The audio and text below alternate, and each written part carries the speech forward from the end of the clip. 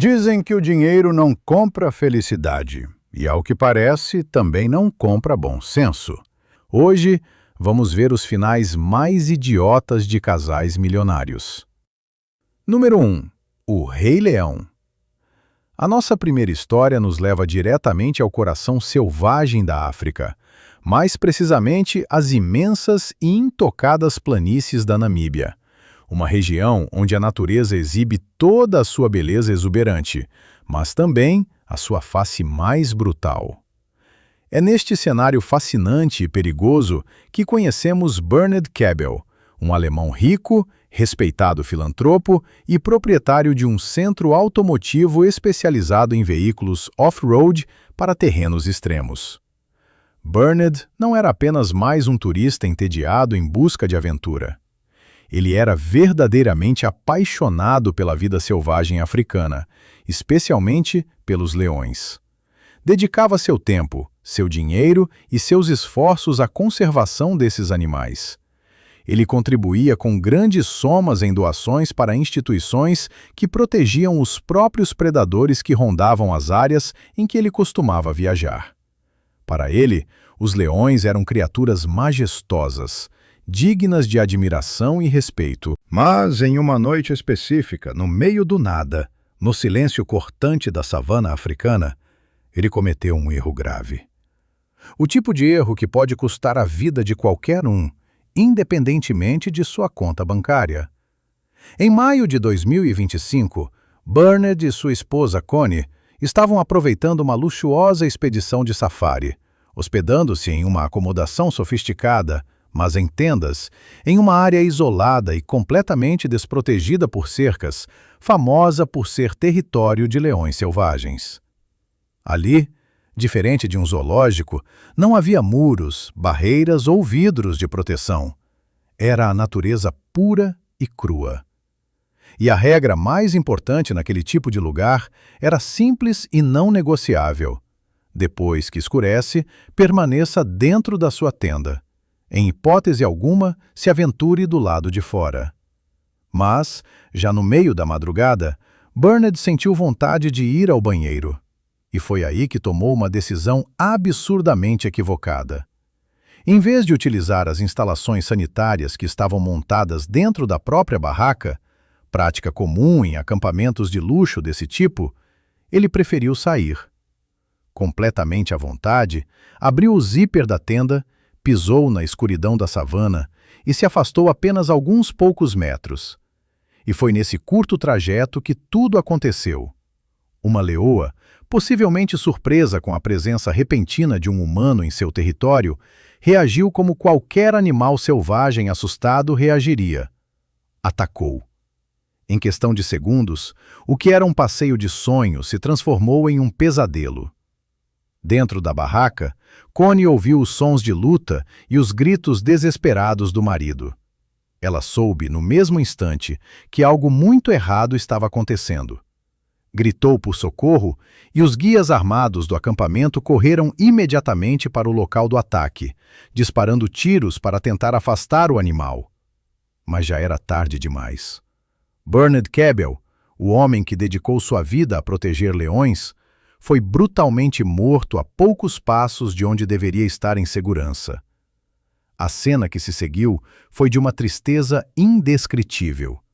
O corpo foi recuperado pelos guias, e a leoa que o atacou foi localizada posteriormente e abatida, considerada um animal-problema por representar ameaça aos humanos. E o detalhe mais irônico e trágico dessa história?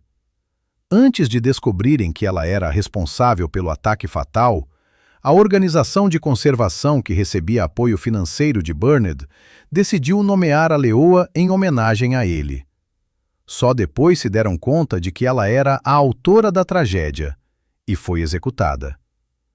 Bernard morreu porque ignorou a regra mais essencial da vida selvagem africana. Uma regra que nem toda a riqueza do mundo pode te isentar de seguir. Ele não morreu apenas durante um safari. Morreu porque se esqueceu de algo crucial. Na savana, ele também fazia parte do ecossistema. E naquele momento, virou parte do cardápio. Número 2. o avião fantasma.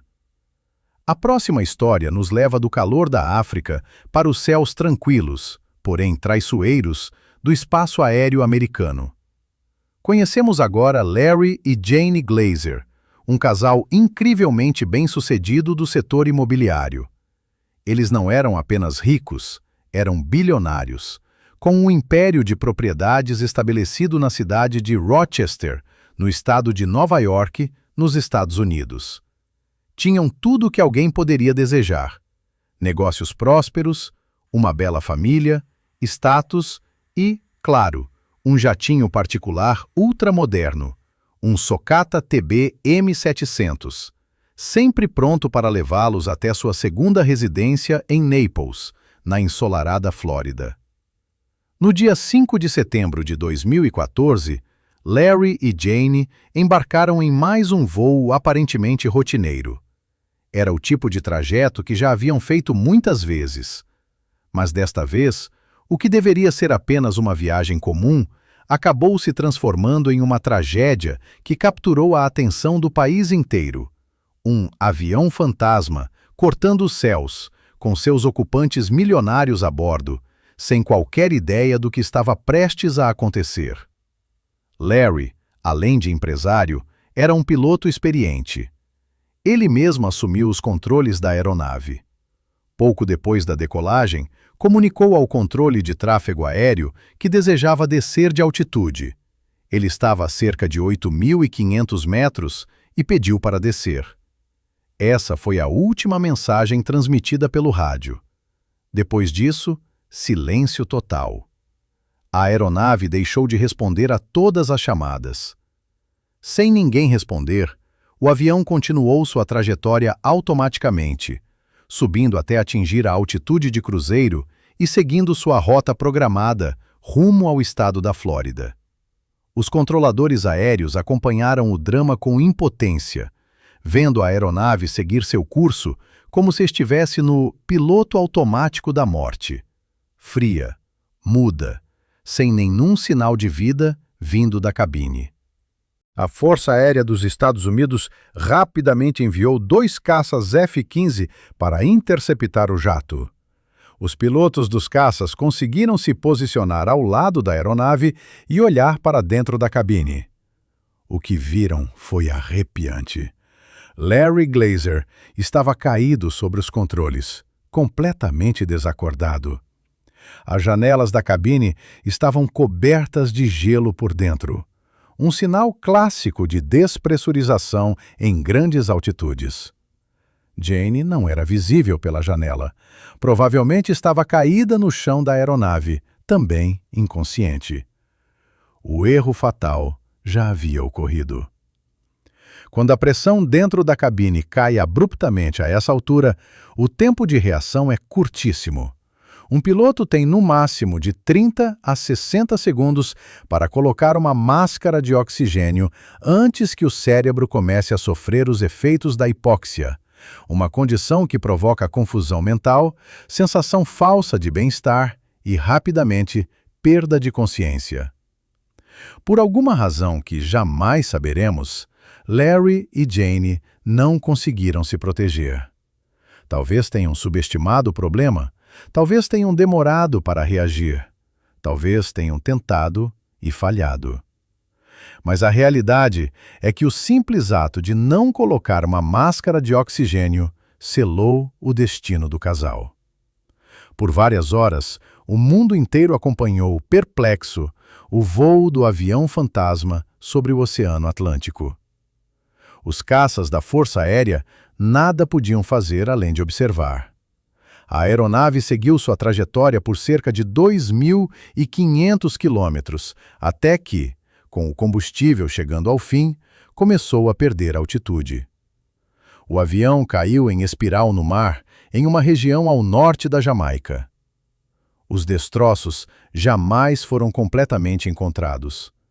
Com toda a tecnologia avançada e o luxo à disposição, Larry e Jane Glazer morreram porque falharam em algo tão simples quanto apertar um botão e colocar uma máscara.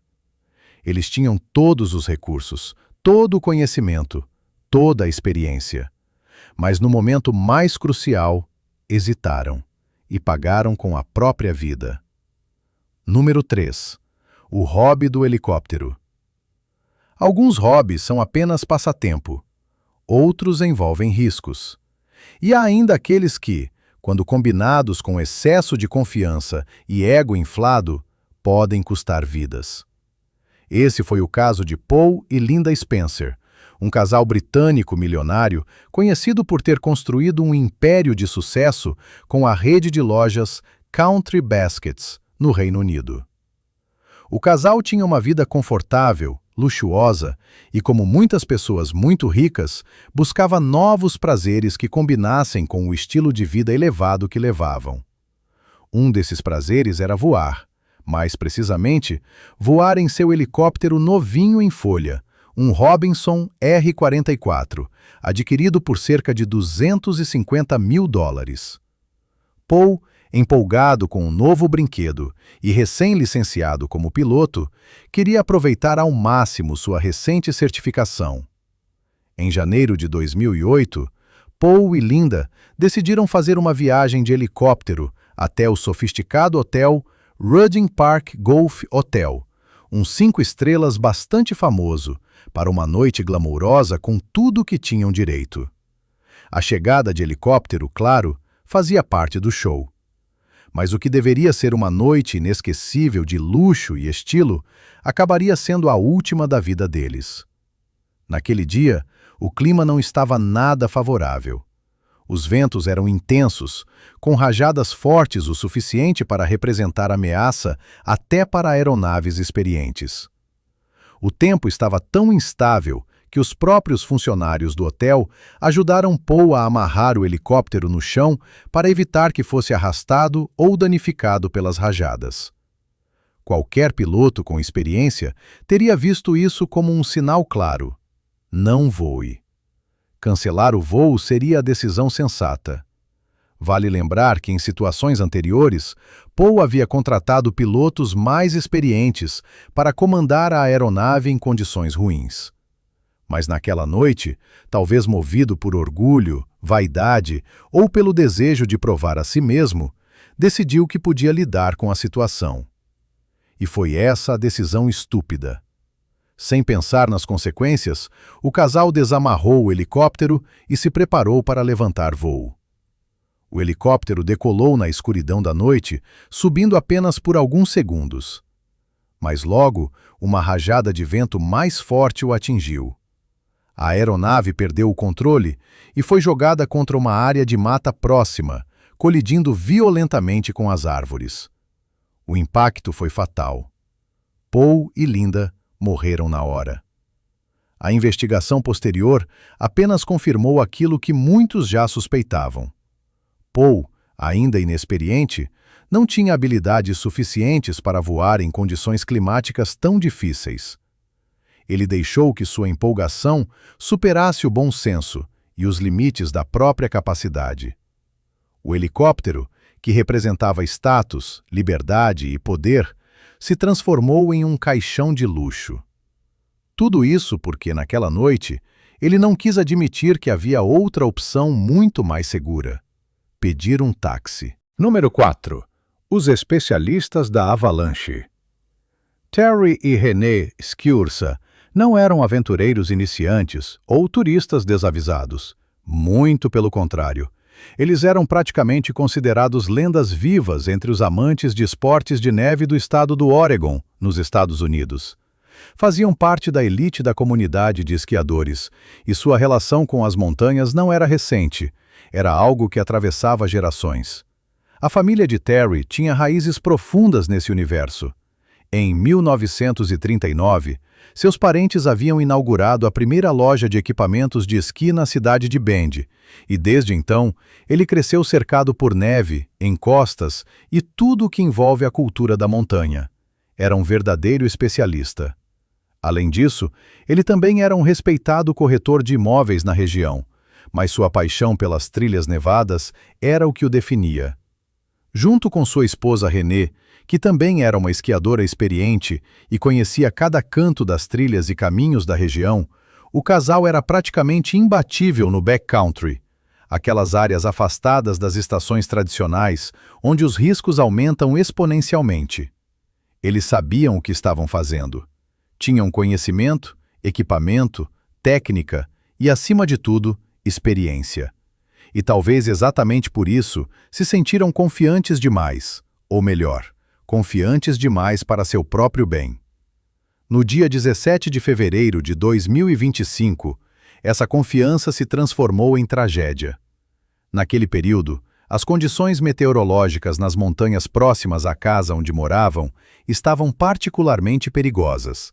Tinha nevado muito nos dias anteriores, o que provocou a formação de camadas instáveis no manto de neve. Um alerta vermelho para qualquer pessoa familiarizada com o risco de avalanches. O Centro de Monitoramento de Avalanches da região tinha emitido alertas claros, categorizando o risco como considerável, uma classificação que, para quem entende, significa cuidado extremo. A maioria dos praticantes experientes de atividades ao ar livre teria cancelado qualquer plano imediatamente, mas Terry e René pareciam ver tudo aquilo como só mais um dia comum. Eles decidiram sair com suas motos de neve para explorar a montanha. Subiram até uma encosta íngreme conhecida como Black Crater, uma área com histórico de deslizamentos e que, naquele momento específico, estava carregada de neve acumulada por ventos, uma armadilha natural, prestes a se romper. Foi ali que tomaram a decisão que custaria suas vidas. Em vez de manterem distância ou seguirem por um caminho mais seguro, escolheram realizar uma manobra chamada high marking. Para quem não conhece, essa prática envolve acelerar a moto de neve montanha acima para ver quem consegue subir mais alto antes de ser forçado a descer. É uma espécie de competição informal entre praticantes, arriscada mesmo quando as condições estão ideais. Naquele dia, com o terreno instável, era praticamente suicídio. E o inevitável aconteceu. A força das motos de neve pressionando a camada superior da neve rompeu a delicada estrutura. Uma gigantesca placa de neve, com centenas de metros de largura, se soltou de uma vez. A avalanche foi brutal, instantânea e devastadora. Terry e René foram arrastados imediatamente. Os outros integrantes do grupo, que haviam ficado mais distantes e em segurança, observaram, impotentes, o casal ser engolido por toneladas de neve em questão de segundos. Começou uma corrida contra o tempo. Equipes de resgate foram acionadas rapidamente, helicópteros sobrevoaram a área, cães farejadores participaram das buscas. Mas tudo foi em vão. Os corpos de Terry e René foram encontrados já sem vida, soterrados pela própria avalanche que eles mesmos provocaram. Não se tratava de uma tragédia inevitável, nem de um acidente causado por falta de conhecimento. Na verdade, foi exatamente o oposto.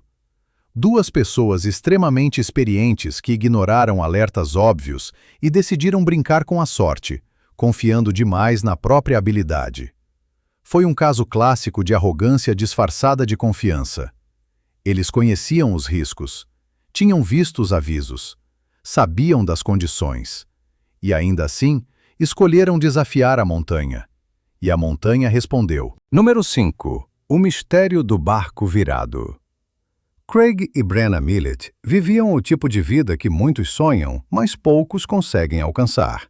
Após anos de trabalho duro e uma carreira bem-sucedida, eles se aposentaram mais cedo para curtir a tranquilidade do litoral da Flórida, nos Estados Unidos, em uma bela casa na cidade de Cape Coral. Lá, podiam desfrutar da maior paixão que compartilhavam, o amor pela navegação. Não era apenas um hobby de fim de semana, eles eram realmente apaixonados pelo mar e navegavam com frequência, quase como se aquela fosse sua segunda casa. Seu barco de 12 metros de comprimento era uma extensão do estilo de vida deles, confortável, bem equipado, seguro e perfeito para explorar as águas calmas da região. E o mais importante, Craig e Brenna não eram marinheiros inexperientes, tinham anos de experiência, conheciam as regras de segurança, entendiam os riscos do oceano e sabiam como operar a embarcação com competência. Eram, literalmente, o tipo de casal que ninguém esperaria ver envolvido em um acidente no mar. Mas foi exatamente isso que aconteceu. No dia 29 de novembro de 2025, eles saíram para um passeio de barco com um amigo. As condições estavam perfeitas. Mar calmo, céu limpo, clima ideal. Não havia qualquer indicativo de problema iminente. Horas depois, no entanto, algo estranho aconteceu. O barco deles foi encontrado virado, de cabeça para baixo, próximo ao Cape Coral Yacht Club, um local bem conhecido e normalmente seguro. Não houve chamadas de socorro, nem pedidos de ajuda via rádio. Não havia sinais de colisão com outro barco ou com rochas. Nenhuma explicação clara no local. Craig, Brenna e o amigo que os acompanhava foram encontrados mortos. O acidente, à primeira vista, parecia inexplicável. Como um barco tão grande, de 12 metros, pilotado por pessoas experientes, poderia simplesmente virar em águas calmas, sem vento, sem tempestade e sem nenhum fator externo evidente? A investigação do caso ainda estava em andamento, mas as hipóteses mais prováveis apontavam para uma causa simples, mas comum: erro humano. A teoria mais aceita era a de que houve um desequilíbrio no peso dentro da embarcação ou uma curva realizada de maneira abrupta, talvez em alta velocidade. Esses tipos de manobras, se feitos de forma irresponsável ou descuidada, podem fazer com que até mesmo uma embarcação grande perca a estabilidade e vire, especialmente se estiver com o peso mal distribuído ou se alguém fizer um movimento inesperado.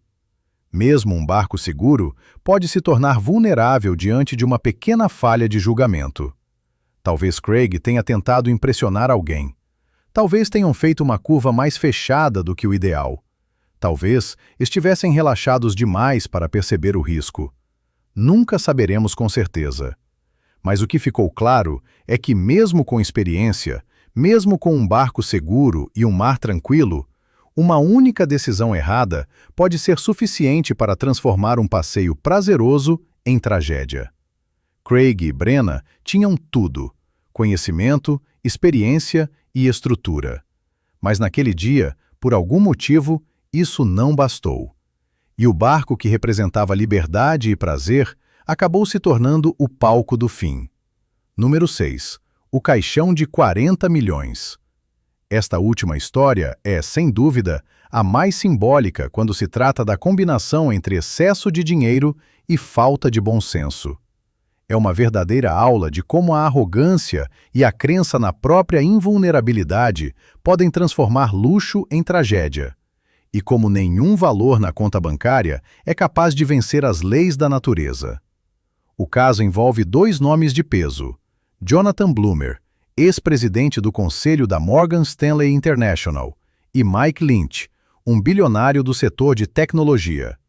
Em agosto de 2024, ambos estavam aproveitando uma viagem extravagante a bordo do Beijian, um superiate de 40 milhões de dólares. Uma verdadeira mansão flutuante, equipada com tudo que a imaginação e o dinheiro podem comprar. O passeio era pelo mar Mediterrâneo, ao largo da costa da Itália. Tudo parecia perfeito. Mas uma tempestade estava se formando, e os alertas meteorológicos não deixavam dúvidas. Uma microexplosão atmosférica, um tipo de rajada de vento extremamente violenta e repentina, estava prevista. Os ventos poderiam atingir força semelhante à de um furacão.